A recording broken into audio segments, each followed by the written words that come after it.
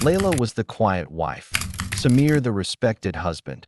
But behind closed doors, a storm was brewing that would end in betrayal, disappearance, and death. Layla had always lived by the rules. Raised in a conservative Arab household nestled in a quiet, sun-drenched town near the edge of the desert, her life had been carefully shaped by tradition. From a young age, she was taught to be obedient, modest, and respectful. Her marriage to Samir, a successful local businessman, was arranged when she was just 22. By all appearances, it was a peaceful union. Samir provided well, respected her space, and was known in the community as a generous man. Together, they lived in a spacious home on the outskirts of town, surrounded by neighbors who valued family honor and order above all else. But beneath the calm surface of her life, Layla had always felt a quiet yearning. She moved through her days with a grace that made her the subject of admiration, but inside she was restless. Her world was small: household duties, family visits, community gatherings.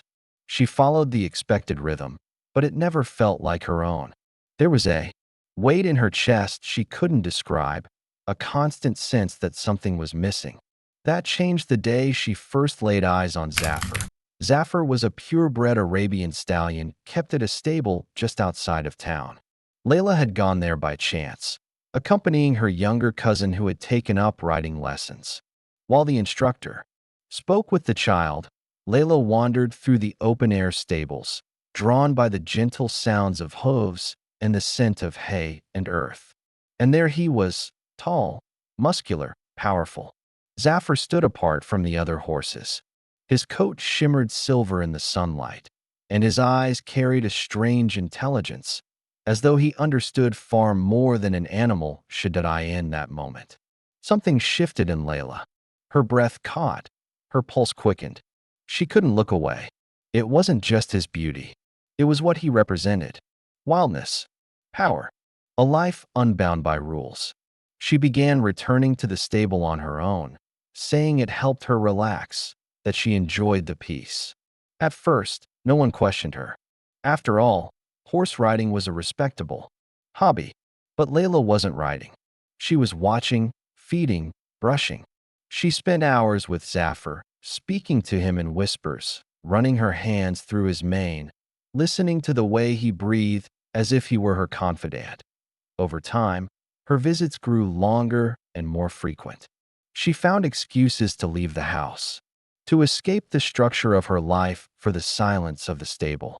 There, with Zafar, she felt free in a way she never had. Her heart, once buried under layers of expectation, began to stir with emotions she couldn't explain. He gave her a sense of connection she never felt with Samir. Unspoken, powerful, primal.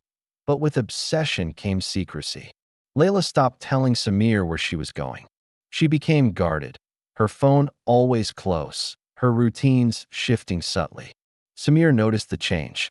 His once gentle, easygoing wife now seemed distracted, even distant. Their dinners, once marked by soft conversation, turned quiet. When he asked where she had been, she offered simple answers with forced smiles. He didn't press, but his unease grew. Meanwhile, Layla's bond with Zafar deepened. She began caring for him personally, convincing the stable owner to let her take over grooming duties. It was rare for a woman to be so involved with a stallion. Arab culture often regarded such closeness with suspicion, but Layla didn't care.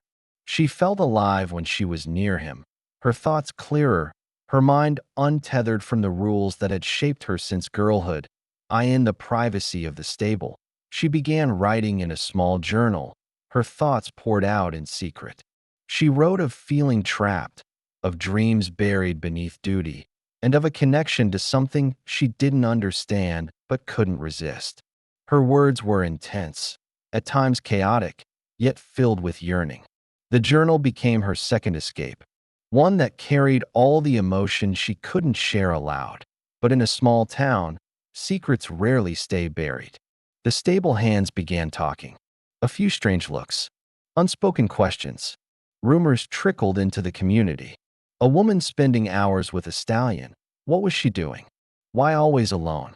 Whispers became louder, and suspicion turned into gossip.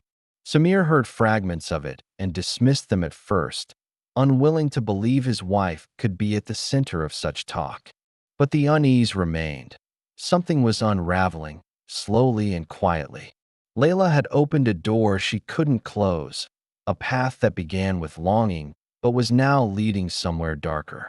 Her growing obsession, fueled by emotional isolation and unspoken rebellion, was pushing her further from the life she once knew. And while the town still saw her as the quiet, respectable wife, a storm was building in the shadows, one that no one would be able to stop. The gossip had started as faint murmurs, the kind that barely carried across coffee tables and market stalls. But in a town where people clung to tradition and guarded reputations like treasure, even a whisper could travel far. Layla's presence at the stables had not gone unnoticed. Women who once smiled at her began to exchange knowing glances. Some avoided her entirely. Men gave her quick, uncomfortable looks when she passed. The air around her began to shift, from warmth and familiarity to quiet suspicion. Still, Layla continued her visits. She told herself she didn't care what they thought.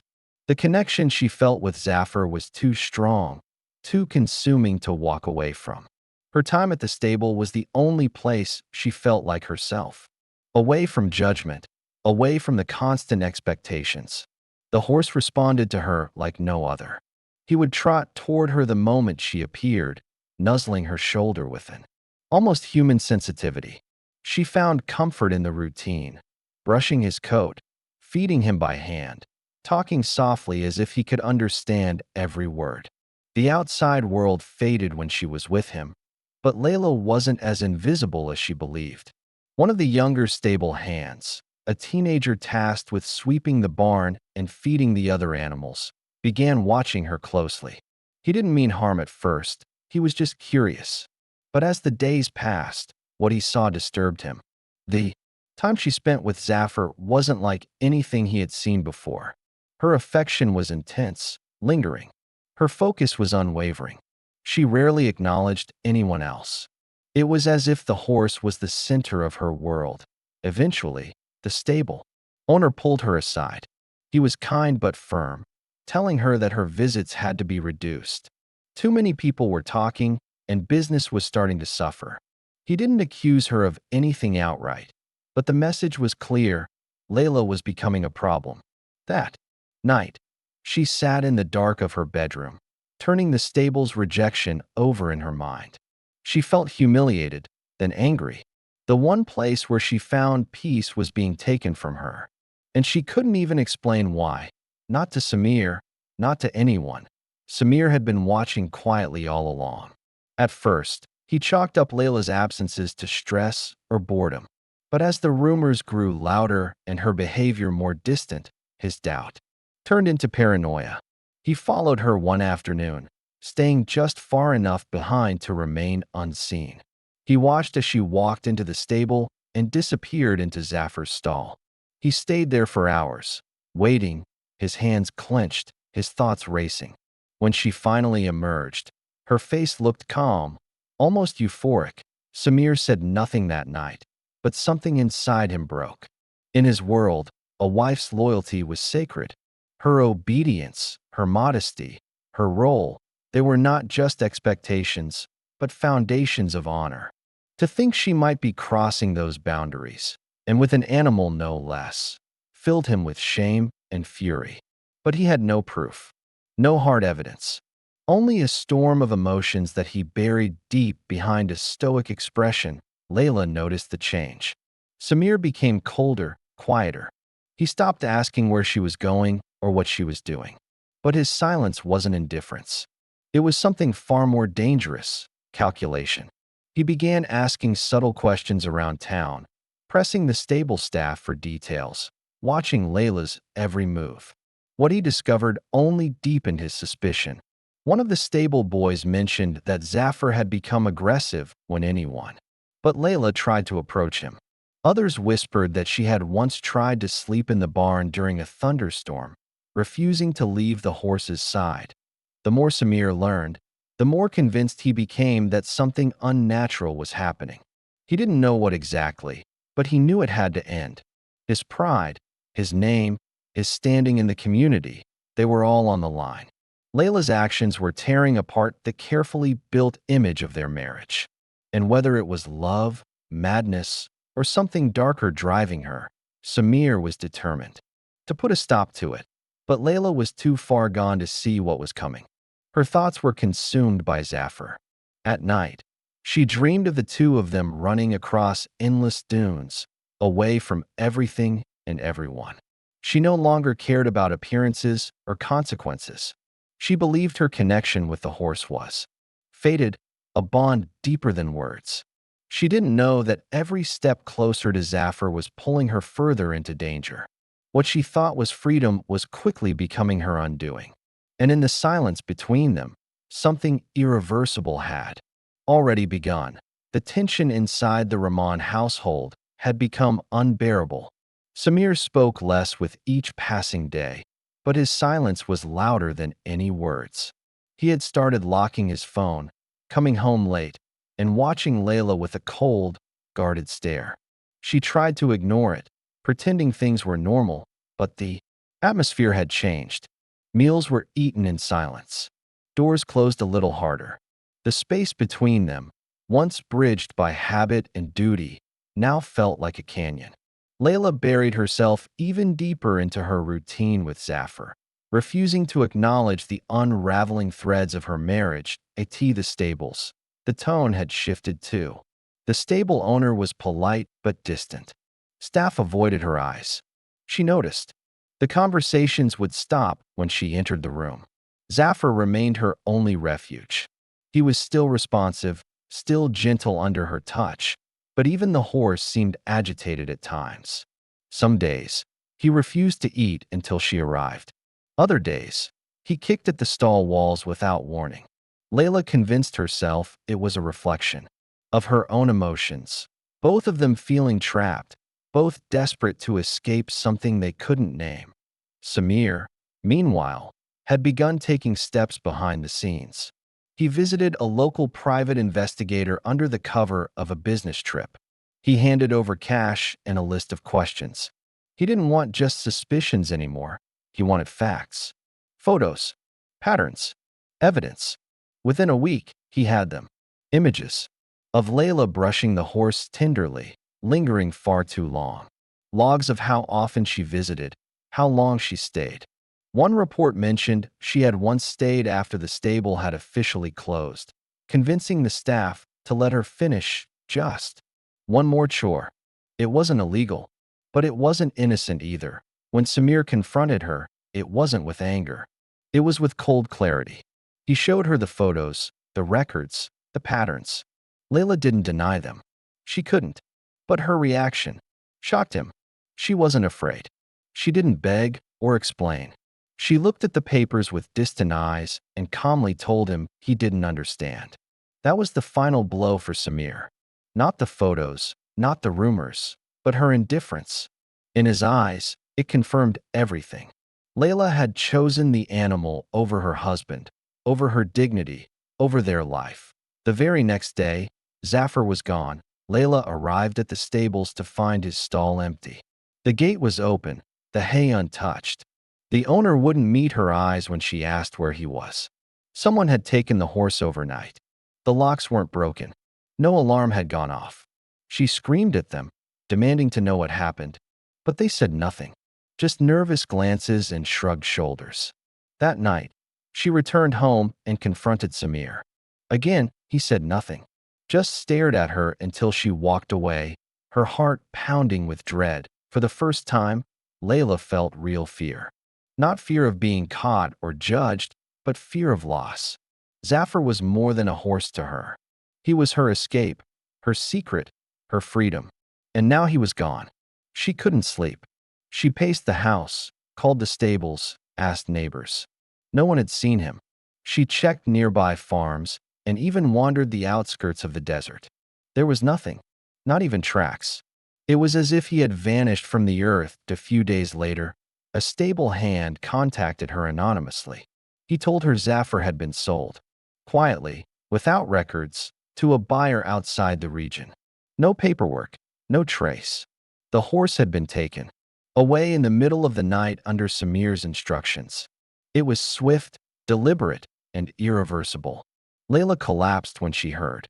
She stayed in bed for 2 days, refusing food, barely speaking. Her body remained still, but her mind raced. She imagined Zafar in unfamiliar hands, mistreated, confused. Her connection with him had been severed by force, and she felt as though a part of her had been stolen. On the third day, she got out of bed. Her eyes were hollow but steady. She began making a plan. Not loud, not violent, but focused. She started gathering money from the house, selling off small jewelry pieces for cash, preparing quietly. Samir didn't notice.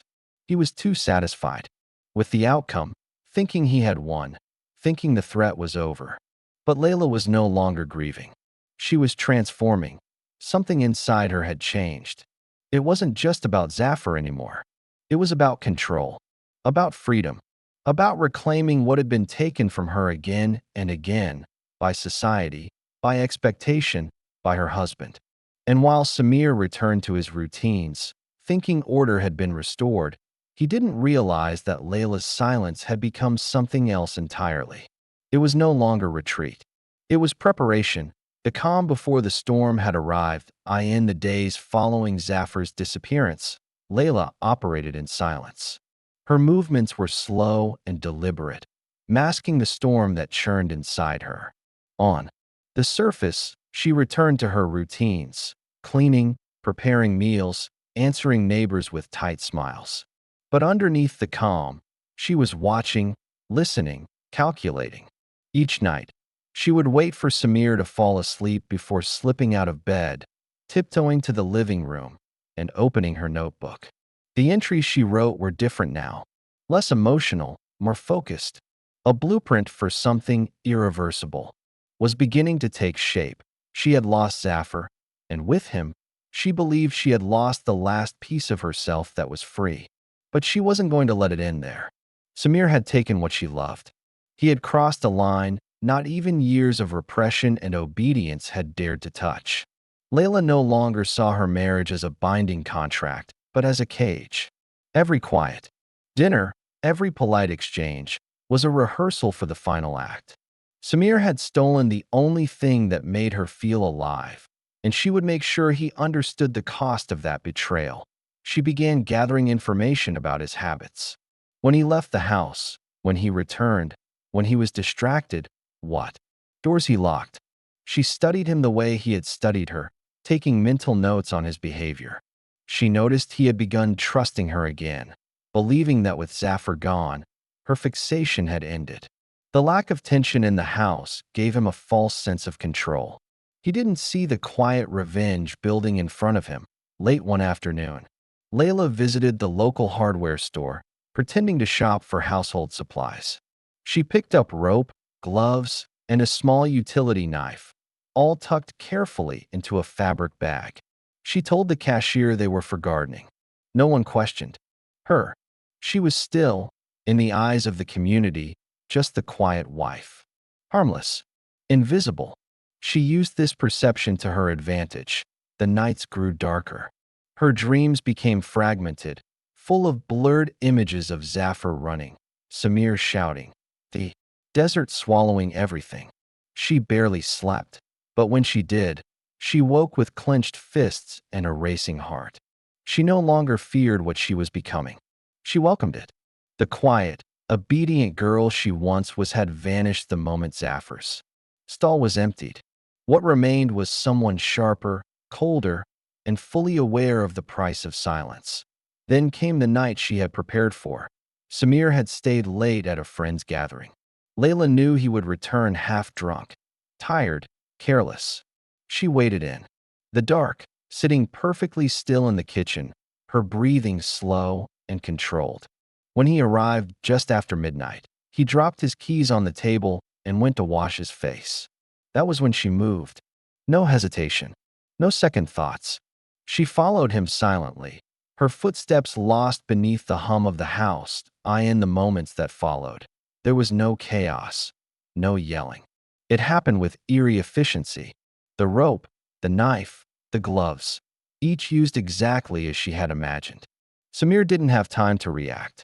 His eyes met hers only once, and in them, she saw confusion, then realization, then nothing. When it was done, she sat down on the floor beside his body, her hands trembling not with fear, but with release. For the first time in months, her thoughts were quiet. She didn't run. She cleaned the scene slowly, methodically. She knew enough from the books she had read to avoid obvious mistakes. She dragged his body to the car, wrapped in a blanket, and drove into the night, toward the desert. The same desert where Zafar had once run free. There, under the moonlight, she buried Samir in a shallow grave, covering it with stones and sand. No one would find him easily. The desert kept its secrets. She returned home just before sunrise, washed the dirt from her hands, and burned the clothes she wore. By the time the neighbors awoke, she was outside watering the plants, the same quiet figure they always knew. When asked about Samir's absence, she said he had left on business. Days passed, then a week. No one questioned it. Samir was known to travel often. Layla smiled through it all, but inside, she was already rewriting the story. She wasn't the victim anymore. She wasn't the wife waiting in silence. She had made a choice. A brutal one. A permanent one. The town still whispered about her past, about the horse, about the strange tension that once lived in her home. But they didn't know the truth. Only the desert did. And it wasn't talking point 2 weeks past, and still, no one had questioned Samir's disappearance. Layla maintained the story that he had traveled for business, using vague destinations and excuses that fit his lifestyle. The town accepted it without much suspicion. Samir had often gone away without notice. His distant personality had made it easy for Layla to explain his absence. If anyone found it strange that she seemed calm, they didn't say so. She smiled at neighbors, hosted tea with relatives, and went to the market like nothing had changed. It was the performance of her life, and she played the part flawlessly. Inside the house, things were quiet. Layla had removed all traces of Samir's presence. His clothes were packed away, his cologne tossed in the trash, his photos tucked into a box in the attic. Every reminder of him was erased as if he had never lived there. She found peace in the silence. For the first time, she could move through her home without watching her words or steps. She could sleep without fear. She no longer woke to the weight of his suspicion or the quiet judgment in his eyes. The air itself felt lighter, freer. Yet, something in Layla had shifted. The act of taking Samir's life had severed more than just her marriage. It had broken a barrier inside her mind, a threshold of what she believed she was capable of. She no longer saw herself as the same woman, the one who once felt small, restrained, voiceless. That person was gone. What remained was someone who had chosen her own path, however dark it had been. Still, consequences have a way of catching up, even when the world seems quiet. One morning, Layla received a phone call from a man who introduced himself as a private investigator. He claimed to have been hired by one of Samir's business partners who hadn't heard from him in over a week. The man said it wasn't urgent yet, just a routine check, and asked if Samir had contacted her. Layla kept her voice steady, told him Samir had left in a hurry and hadn't said when he'd be back. The investigator thanked her and hung up, but Layla knew the call meant something had shifted. Someone was looking. Someone was asking questions. She didn't panic, but she became more cautious. She checked her surroundings more often, watched cars passing by, paid attention to faces she didn't recognize. Her calm surface began to ripple. Then, a few days later, the local police came to her door. Two officers, polite but firm, asked to come inside. They told her they were conducting a welfare check after Samir's business associate reported him missing. Layla invited them in, offered tea, and answered their questions with practiced ease. She told them he had left abruptly, that he had been stressed about work and needed time.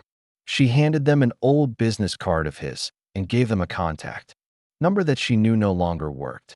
The officers asked to look around. She allowed them.